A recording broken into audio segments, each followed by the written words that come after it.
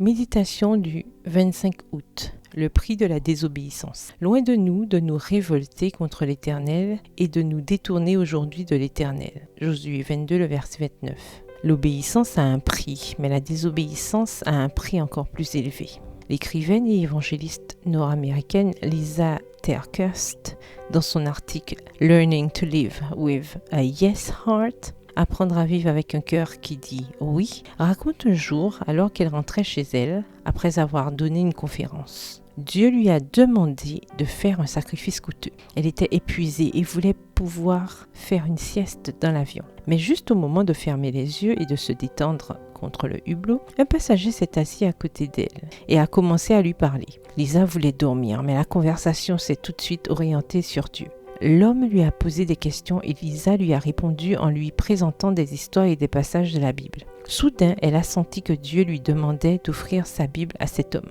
Ce n'était pas n'importe quelle Bible, elle était soulignée et pleine de larmes. J'ai commencé à discuter avec Dieu dans ma tête, mais son message était clair. Je devais offrir ma Bible à cet homme.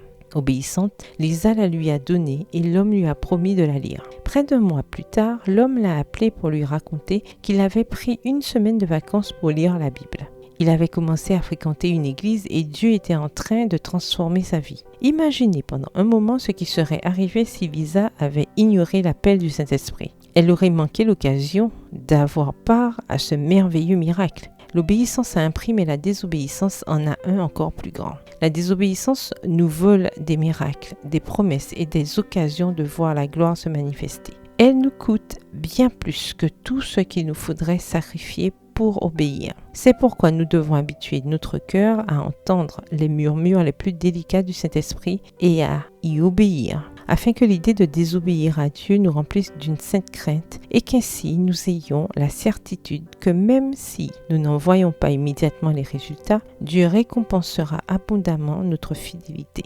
Prière. Seigneur, je me demande combien de fois j'ai ignoré tes appels, combien de fois je t'ai dit non, simplement parce que j'étais fatiguée, effrayée ou à cause de mon égoïsme. Pardonne-moi, je veux t'obéir en tout.